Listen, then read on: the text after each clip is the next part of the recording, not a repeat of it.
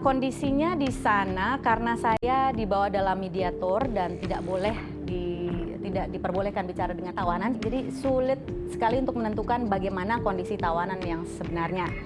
Informasi ini hanya saya bisa dapat dari wawancara saya dengan beberapa pengacara tawanan Guantanamo yang menyatakan bahwa memang ada penyiksaan dan bentuk-bentuk paksaan ketika klien mereka itu diinterogasi. Sebagai bagian dari tur media ini, saya juga ditunjukkan ruang khusus untuk interogasi tawanan. Di sana ada kursi dan di bawahnya ada borgol kaki, ada televisi di sudut dan juga ada alat perekam. Waktu itu tahun 2008, Direktur CIA untuk pertama kalinya mengakui bahwa mereka menggunakan apa yang disebut sebagai Enhanced Interrogation Techniques, termasuk praktek waterboarding yang mensimulasi seolah tawanan itu ditenggelamkan. Jadi dari berbagai informasi ini saya mencoba merangkum seperti apa kondisi yang sebenarnya, tapi saya belum merasa sepenuhnya bisa melakukan itu. Ya, penjara Guantanamo ini kan sudah menjadi duri dalam daging ya bagi pemerintah Amerika, karena sebetulnya juga sudah sejak akhir masa pemerintahan Bush, Amerika Serikat itu ingin menutup penjara ini.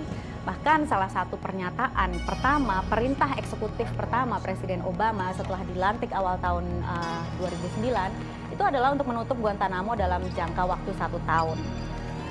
To the Muslim world, we seek a new way forward, based on mutual interest and mutual respect.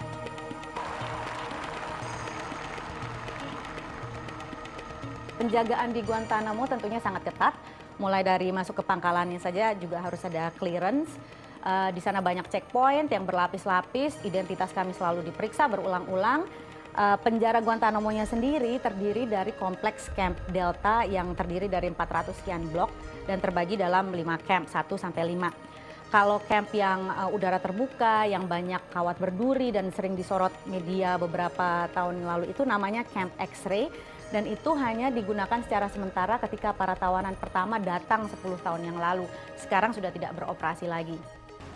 Yang berfungsi itu sekarang hanya Camp Delta, yang penghuninya itu ditentukan berdasarkan tingkat kerjasama mereka. Jadi tawanan yang kooperatif dipisahkan dari tawanan yang agresif.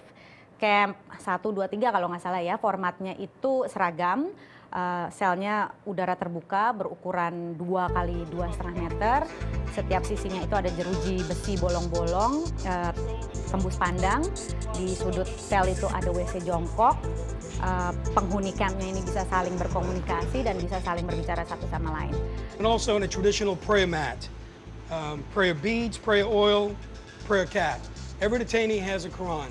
And the Quran display is displayed in this matter here where it's visible to the guards. The bottom line is that the guards will not touch the Quran. Ada satu camp yang bentuknya seperti penjara maximum security untuk tawanan yang dianggap paling berbahaya atau paling memiliki nilai intelijen tinggi bagi Amerika Serikat. Penghuninya ini tidak bisa saling berbicara, semuanya serba tertutup, selnya dibatasi tembok tebal, pintunya dikunci secara elektronik, hanya ada jendela kaca kecil. Pokoknya bentuknya, modelnya itu persis seperti penjara maximum security untuk kriminal kelas berat di Amerika. This cell, as you can see, for a non-compliant detainee, we have, as you can see from the other cell, less items than we have in the other cell. This is also a handicapped cell. We have 1 on each wing, so we have a total of 4 within Camp 5. We have a line that's visually on the ground, which during mealtime when we serve meals, that the detainee is supposed to line behind in the meal so that you can't have the incident where they're going to grab the guard. Also in this cell, we have an arrow tube pointing to Mecca. Jadi begitu sampai di Guantanamo, kami wartawan diberi pengawal ya atau tentara yang bertugas sebagai media handler atau pemandu.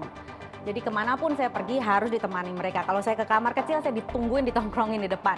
Lalu kita juga diberi briefing mengenai apa saja aturan mainnya, apa saja yang dilarang. Dilarang berbicara dengan tawanan, dilarang mengambil gambar tawanan dari leher ke atas, dilarang memotret bangunan tertentu yang bisa memberikan bocor intelijen, dilarang memotret garis pantai karena nanti teroris bisa menebak lokasi penjara ini. Pokoknya macam-macam. Jadi setiap malam juga ya kamera kami itu diperiksa oleh bagian humas dan gambar-gambar yang terlarang itu langsung dihapus sama mereka. Jadi kameramen saya waktu itu sama sekali nggak happy. Terus mereka juga memberi saya jadwal selama liputan 4 hari ini, siapa saja yang bisa diwawancara, apa saja yang bisa dilakukan. Jadi memang semuanya itu sudah sangat terschedule, ibaratnya sudah ada paket wisatanya lah. Jadi buat saya ya meliput Guantanamo ini benar-benar pengalaman yang aneh karena sangat tertata rapi, sangat terorkestrasi, begitu terbungkus dalam media tour ini sehingga saya tuh ngerasanya kayak meliput museum. Jadi semuanya ditampilkan secara rapi, secara terorganisir. Jadi saya sendiri nggak bisa menembus kondisi yang sebenarnya itu seperti apa. Dan kadang-kadang saya tuh suka kayak ngerasa gila sendiri kadang-kadang. Karena bayangkan saya diajak media handler saya mampir ke stasiun radio yang dikelola militer Amerika Serikat di sana. Dan itu tuh slogannya Rocking in Fidel's Backyard untuk mengejek Fidel Castro. That was These Are My People by Rodney Atkins. I'm your host, Cup of Joe, and you're listening to 103.1. Nah kemudian saya dibawa menemui tawanan. Saya tahu orang-orang ini ya sebagian masih sangat muda, mungkin juga nggak bersalah. Mereka sudah berapa tahun mendekam di sini, sudah berapa tahun nggak ketemu keluarga. Saya tahu mereka ditahan di situ tanpa proses hukum. Sementara pihak militer Amerika menyatakan mereka itu hanya menjalankan kebijakan pemerintah dan mereka kesannya itu seolah berbuat the best that they can do under the circumstances. Jadi buat saya dalam liputan ini tuh naluri wartawan saya tuh sulit bekerja karena itu kan tugas kita sebagai wartawan itu kan memproses informasi, mencerna situasi. Nah dalam liputan ke Guantanamo ini begitu dikemasnya saya dalam paket media tour media militer Amerika ini dengan berbagai batasannya, jadi benar-benar satu tantangan bagi saya untuk bisa menangkap what is really going on. Saat itu saya meminta izin untuk menemui Hambali, tapi ditolak. Kebijakan mereka adalah katanya nih ya, wartawan itu sama sekali tidak boleh menemui tawanan tertentu. Bahkan saya tidak boleh menanyakan pertanyaan khusus mengenai Hambali karena jawabannya pasti adalah we do not comment on specific detainees.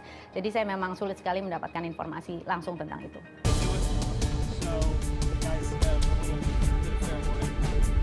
Any questions?